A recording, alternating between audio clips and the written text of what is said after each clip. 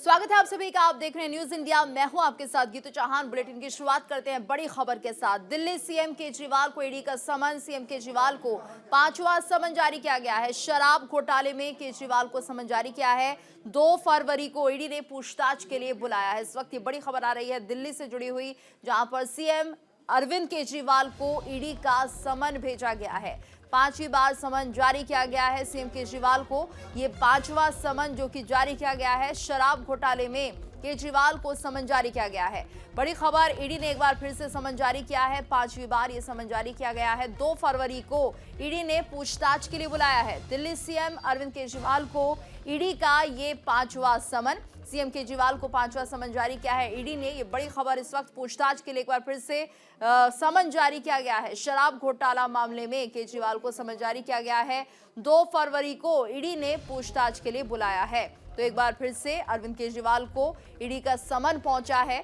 5वीं बार ये समन पहुंचा है और 2 फरवरी को सीएम केजरीवाल को ईडी के सामने पेश होना है। पूछताछ के लिए ईडी ने यह समन जारी किया है। हालांकि इससे पहले जो समन जारी किए गए थे उसका जवाब सीएम केजरीवाल ने नहीं दिया, ना ही वो पूछताछ के लिए पहुंचे, लेकिन ये 5वीं बार समन जारी किया गया है। दिल्ली सीएम अरविंद केजरीवाल को ईडी का ये समन।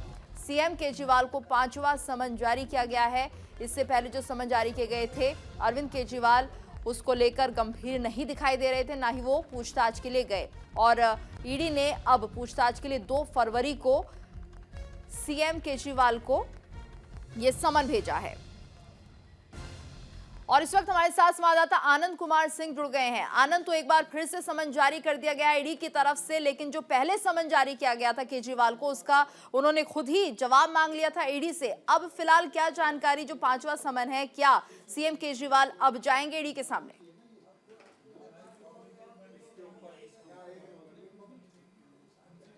तो अगर सम्मान की बात की जाए, दिल्ली के मुख्यमंत्री अरविंद केजरीवाल, जो कि आम आदमी पार्टी के संयोजक भी हैं, उनको एक बार फिर ईडी ने सम्मान जारी किया है। दरअसल ये उनका 5वां सम्मान है और अब ईडी ने उनसे पूछताछ को लेकर 2 फरवरी वो डेट मुकम्मल कर दी है कि आपको आना है। और एक्साइज पॉलिसीज को लेकर जो कई सवाल है ईडी के जिम्मे। दरअसल जब गवाह ने अपनी गवाही में ये चीज़ें बताई थी कि 2 ऐसे इंसिडेंट रहे जहाँ एक मीटिंग खुद अरविंद केजरीवाल के सामने यानी उनके सरकारी आवास पे हुआ, और दूसरा इंसिडेंट वो था जब खुद वीडियो कॉन्फ्रेंसिंग के जरिए अरविंद केजरीवाल ने बोला था कि इसके साथ आप गो अहेड कीजिए, मतलब आगे बढ़िए, और जिसके बाद वो तमाम पॉलिसीज चेंज हुई। तो कहीं ना कहीं उन तमाम तथ्यों को लेकर ईडी लगातार इनसे पूछताछ करने की कोशिश कर रही है।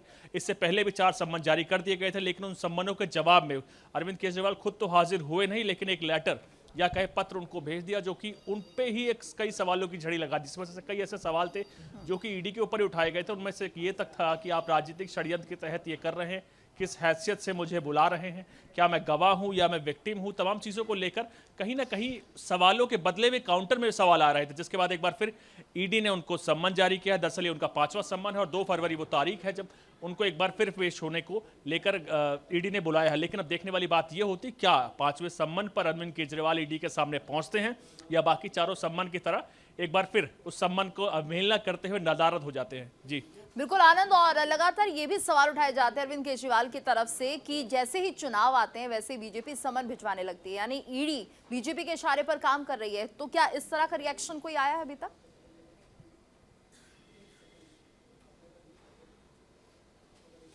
अभी तक जो सम्मन जारी हुआ उसमें अरविंद केजरीवाल की बात की तो या आम आदमी पार्टी की बात की जाए, उनसे अभी तक कोई टिप्पणी अभी तक सामने देखने को नहीं मिल रही है। लेकिन जैसे ही सम्मन सामने आया उसके बाद से बीजेपी के कई नेताओं को लगातार बयान सामने आ चुका है और कहीं ना कहीं वो आम आदमी पार्टी पर निशाना साध रहे हैं। लेकिन अगर सम्मन की बात की जाए तो एक बार फिर उनको दिया गया है और उनको अब की बार हो सकता है वो जाए ना जाए, ये उन पर डिपेंड करता है, लेकिन 5वां सम्मन जारी कर दिया गया है।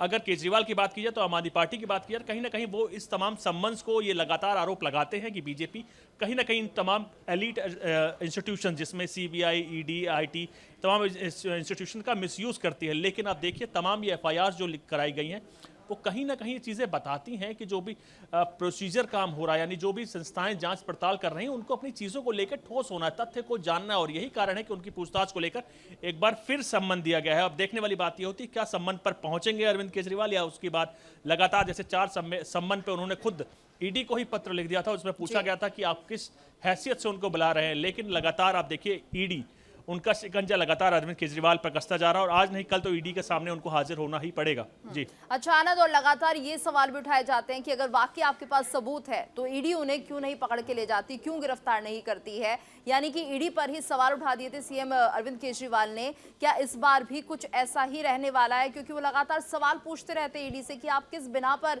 मुझसे पूछताछ करना चाहते हैं।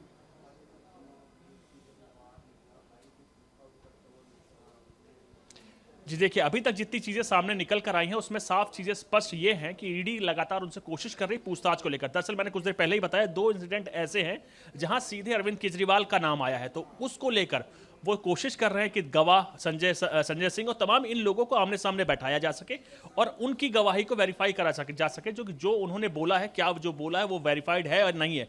लगातार तमाम चीज़ों को वेरीफाई करने को लेकर एक के आमने सामने बैठाना होगा और यही कारण है कि लगातार कोशिश कर रही है ईडी कि अरविंद केजरीवाल को पूछताछ के लिए बुलाया जा सके। जो भी संजय सिंह ने बोला है, जो भी गवाह ने बोला या तमाम किसी व्यक्ति ने भी बोला, उसको वेरीफाई वो तब होगा जब एक बार अरविंद केजरीवाल अपनी बयान देंगे। और कहीं ना कहीं चीज़ों को वेरीफाई करने को लेकर ईडी लगातार उनसे पूछताछ करने को लेकर बुला रही है और कहीं ना कहीं अपने बयान को वेरीफाई करने को लेकर बना रही है। लेकिन अगर आम आदमी पार्टी की बात की जाए, कहीं ना कहीं वो इसको एक राजनीतिक षड्यंत्र देख रहे हैं और लगातार ईडी पर ही सवाल निशान उठा रहे हैं, किस हैसियत से मुझे बुलाया जा रहा है, क्या रीजन है और ये ऐसा क्यों होता है कि जब भी चुनाव हो तब ईडी उनको सम्मान देती है। लेकिन अगर आप भारत की बात करें, भारत वो एक डेमोक्रेसी है, मदर ऑफ डेमोक्रेसी कहा जाता है उसको।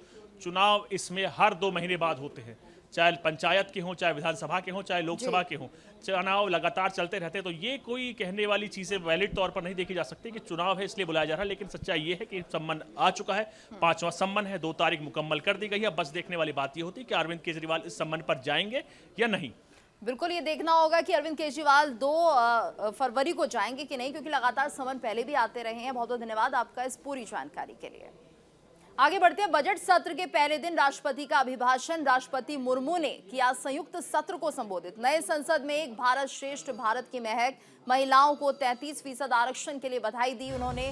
G20 के आयोजन से भारत का मान बढ़ा। सदियों के राम मंदिर का इंतजार खत्म हुआ। ये बड़ी बात है जो कि राष्ट्रपति द्रौपदी मुर्मू ने कही और भारत की उपलब्धियों को उन्होंने इस दौरान गिनाया। नए संसद में एक भारत श्रेष्ठ भारत की महक दिखाई दी। राम मंदिर का इंतजार सदियों से था, वो भी पूर्ण हुआ। वहीं महिलाओं को 33% आरक्षण के लिए बधाई दी है। तो G20 के आयोजन से भारत का मान बढ़ा, ये भी कहा द्रौपदी मुर्मू ने। तो सदियों के राम मंदिर का इंतजार खत्म हुआ, भारत लगातार प्रगति कर रहा है। ये तमाम ऐसी बातें जो उन्होंने अपने अभिभाषण के दौरान कही। राष्ट्रपति द्रौपदी मुर्मू ने महिलाओं को बधाई दी कि उन्हें 33% आरक्षण का भागीदार बनाया जा रहा है और ऐसे में उन्होंने ये बधाई दी। साथ ही कहा कि नए संसद में एक भारत और श्रेष्ठ भारत की झलक भी दिखाई देती है। तो ये तमाम ऐसी बातें थी। वहीं चंद्रयान का जिक्र उन्होंने किया, किस तरह से भारत ने इस बड़ी ऊंचाई को छुआ और भारत चांद तक पहुंचा। वहीं जिस तरह से लगातार ये बातें कही जा रही थी और राष्ट्रपति द्रौपदी मुर्मू की ये बड़ी बातें हम आपको बताते हैं क्या कुछ उन्होंने कहा। तो राम मंदिर का निर्माण हुआ, ये जिक्र उन्होंने किया अपने इस अभिभाषण में। राष्ट्रपति अभिभाषण दे रही थी और उस दौरान भारत ने क्या क्या उपलब्धि हासिल की ये उन्होंने बताया। तो अनुच्छेद 370 का जिक्र भी वो करना नहीं भूली। उन्होंने कहा कि अनुच्छेद 370 को हटाया गया और ये बड़ी उपलब्धि थी भारत के लिए, जो बरसों से काम नहीं हो रहे थे वो हुए हैं। नारी शक्ति अधिनियम को लेकर भी उन्होंने कहा कि ये बड़ी उपलब्धि है भारत के लिए, क्योंकि नारी शक्ति को अब सम्मान दिया जाने लगा है। मिशन चंद्रयान का जिक्र उन्होंने किया, किस तरह से भारत के कदम अब चंद्रयान के जरिए चांद तक भी पहुंच गए हैं। तो राष्ट्रपति द्रौपदी मुर्मू की बड़ी बातें जो हम आपको दिखा रहे हैं, 1 रैंक 1 पेंशन जिसको लेकर कहीं ना कहीं आंदोलन हो रहे थे, विरोध जताया जा रहा था, वो भी पूर्ण हुआ है। तो ये बड़ा आंदोलन था जिसको लेकर भी सरकार ने बड़ा कदम उठाया। वहीं 3 तलाक कानून को लेकर भी उन्होंने जिक्र किया कि किस तरह से 3 तलाक कानून को खत्म किया गया है और अब इसके तहत एक नया कानून बनाया गया है जिससे कि महिलाओं को इंसाफ मिल सके। CRPC में संशोधन की बात का जिक्र उन्होंने किया कि जो संशोधन यहाँ पर जरूरी था वो किया गया है। राष्ट्रपति की बड़ी बातें जो आज उन्होंने अपने अभिभाषण के दौरान कही, G20 की मेजबानी कर देश ने एक अलग अपना ख्याति पाई है विश्व पटल पर, ये जिक्र भी उन्होंने किया और बेहद सफलतापूर्वक G20 का यहाँ पर आयोजन किया गया। वहीं नया संसद भवन जिसका निर्माण किया गया वो अपने आप में काबिले तारीफ है, क्योंकि एक लंबा समय जरूर लगा लेकिन नए संसद भवन का निर्माण हो चुका है और 7.2% की विकास दर की बात भी वो करना नहीं भूली कि भारत किस तरह से लगातार विकास की तरफ आगे बढ़ता जा रहा है। 80 करोड़ लोगों को मुफ्त राशन दिया जा रहा है, ये जिक्र उन्होंने किया अपने अभिभाषण में। तो राष्ट्रपति द्रौपदी मुर्मू की बड़ी बातें हम आपको बता रहे हैं, किस तरह से भारत लगातार ऊंचाइयों को छू रहा है। वहीं राम मंदिर जिसका जिक्र करना वो नहीं भूली, क्योंकि सदियों से जिस मंदिर का इंतजार था, जिसके लिए कई आंदोलन हुए, वो भी पूर्ण हुआ है। तो सरकार के लिए बड़ी उपलब्धि, ये तमाम उपलब्धियां उन्होंने गिनाई। अनुच्छेद 370 को हटाना, राम मंदिर को बनाना, महिलाओं के लिए विशेष कार्य करना, 3 तलाक कानून, ये तमाम ऐसी बातें थी जो कि आज राष्ट्रपति के अभिभाषण में सुनने को मिली।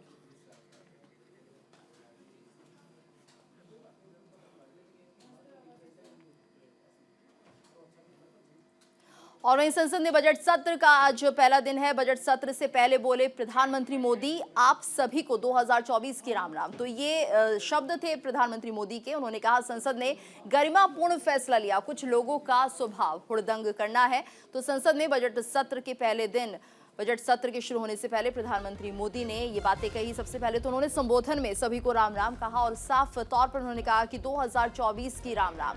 इसके बाद उन्होंने कहा कि संसद ने गरिमापूर्ण फैसला लिया है। वहीं उन लोगों का भी जिक्र किया और कहा कि कुछ लोगों का स्वभाव हुड़दंग करना है। तो ये तमाम इशारों में उन्होंने बड़ी बात कह दी संसद में बजट सत्र के पहले दिन। और पीएम मोदी ने जिस अंदाज में बात कही वो अपने आप में बहुत कुछ इसके मायने निकल रहे हैं। बजट सत्र से पहले ही प्रधानमंत्री मोदी ने साफ कर दिया है कि कुछ लोगों का स्वभाव यहाँ पर सिर्फ हुड़दंग करना है। अगर आप अपनी बात रखना चाहते हैं तो उसका एक तरीका होता है, हुड़दंग करने से बचें।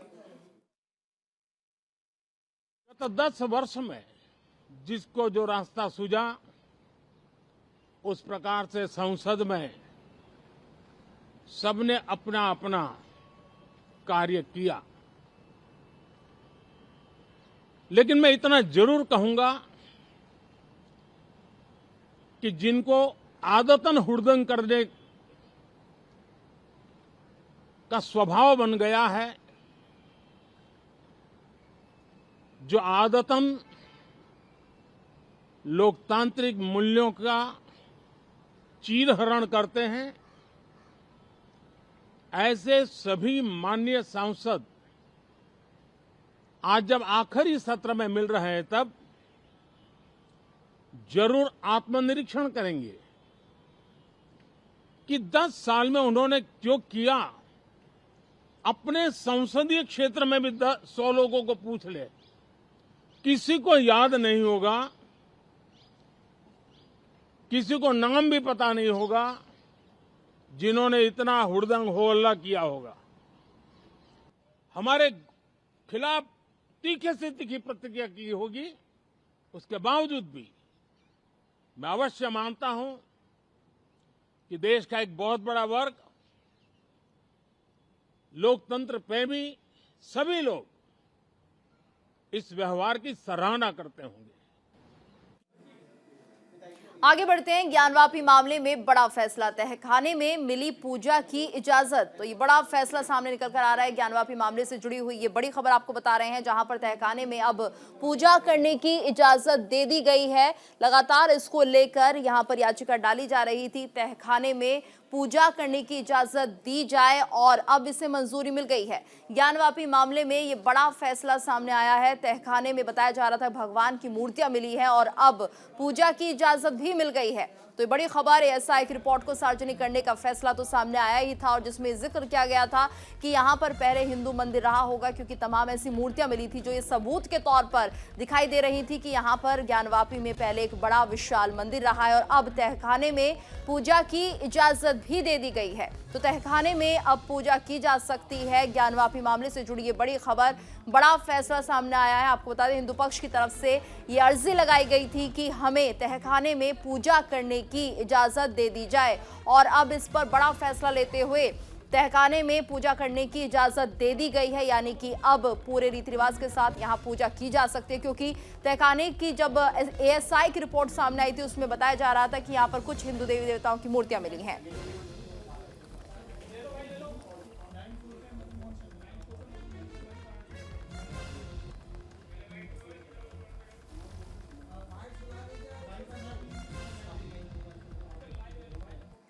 तो बता, आज के लिए रिजर्व कर लिया है ऑर्डर। तो आज जो है रिजर्व और जो ऑर्डर हुआ इस पर फैसला आएगा कि वहाँ पुनः जो है धार्मिक क्रियाकलाप, पूजा पाठ, कथा वगैरह पुनः चालू करवाया जाए, न करवाया जाए। 1993 तक चलता था। तो ये फैसला आज, अब देखिए कोर्ट है, टाइम लाइन तो बताना बड़ा मुश्किल है, लेकिन संभवतः लंच के बाद वो ऑर्डर देंगे और इस पर फैसला आ जाएगा कि इसको पुनः जो है इसमें पूजा पाठ वगैरह शुरू हो या ना हो। इस पर आज फैसला है। आज के लिए रिजर्व उन्होंने। और इस वक्त हमारे साथ संवाददाता मदन मोहन शर्मा वाराणसी से जुड़ गए हैं। मदन, आपसे हम जानना चाहेंगे, इस वक्त जो ये बड़ा फैसला निकलकर सामने आया है कि तहखाने में अब पूजा की जा सकती है, हिंदू पक्ष के लिए एक बड़ी जीत के तौर पर इसे देखा जा रहा है। जी बिल्कुल, जिस तरह से कहा जाए तो आज ज्ञान वापसी मामले में जो है ठीक है विष्णु शंकर जैन वाराणसी कोर्ट नहीं है। ठीक है अगर कहा जाए तो नाती के द्वारा याचिका डाली गई थी कि जो ज्ञान वापसी परिसर में जो है पूजा की जो है इजाजत दी जाए। तो इसमें आज जिला जज ने जो है अहम आदेश दिया है और ये कहा है कि 7 दिन के अंदर जो देश की जरूरत नहीं होती है, उनको पता हो कौन कौन से भगवान पूजा पाठ हो, क्या विधि हो। देखिए वहाँ पे वही मैं बता रहा हूँ, उसकी निटी गिटीज में वो काशी विश्वनाथ ट्रस्ट डिसाइड करेगा। हमारा जो लीगल काम था वो लीगल काम हमने पूरा किया है। अब काशी विश्वनाथ ट्रस्ट के ऊपर है कि उसकी पूजा पाठ स्टार्ट। तो 7 दिन के अंदर ये पूजा शुरू हो जाएगी। 7 दिन के अंदर पूजा पाठ। ये कोर्ट ने तय कर दिया कि 7 दिन के अंदर। जी, कोर्ट ने अपने आदेश में लिखा। तो जो कोर्ट का आदेश है मैं आपको वही बता रहा हूँ। सभी को जाने की अनुमति होगी। जी, सारे लोगों को, भक्तों को, पुजारी को, सारे लोगों को जाने की तो अनुमति। जो भी काशी विश्वनाथ मंदिर में दर्शन करने जाते हैं वो सारे लोग अब जा सकते हैं वहाँ। जी बिल्कुल बिल्कुल बिल्कुल जा सकते हैं। तो एक बड़ी बात होगी, एक बड़ी बात है कि जहाँ पर मैं ये कहना चाहता हूँ जो जस्टिस KM पांडे ने राम मंदिर में 1 फरवरी 1986 को ताला खोलने का आदेश दिया था, मैं आज के इस ऑर्डर को उसी की तुलना में देखता हूँ। ये इस केस का टर्निंग पॉइंट है, बहुत ऐतिहासिक ऑर्डर है।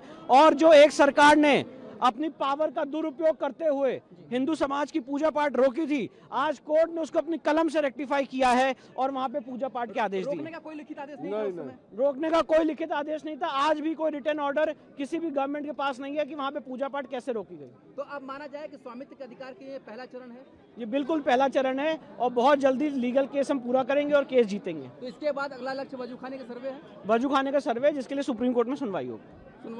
तो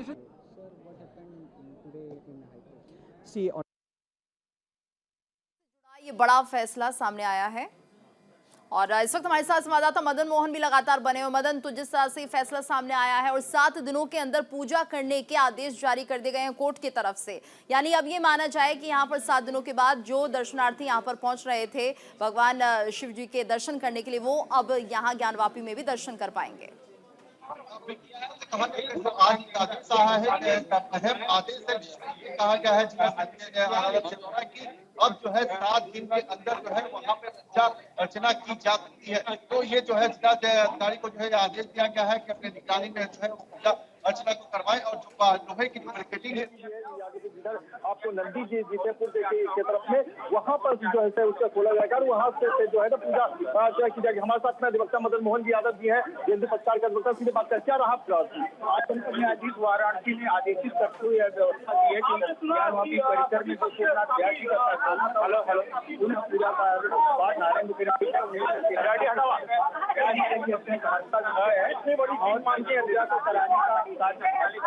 दिया गया है। बिल्कुल हमारे साथ में जो है जो है मादी महिलाएं भी उनसे बात कर रही है। आज देखो मंदिर पे हमारी मूर्तियां आज भी मौजूद है, इसलिए अभी हमें हम यहाँ पर देख पा रहे हैं लोगों के बीच इस फैसले के बाद, क्योंकि लगातार काफी लंबे समय से ये गुहार लगाई जा रही थी कि उन्हें यहाँ पर पूजा करने का मौका दिया जाए और अभी आदेश दे दिया गया है।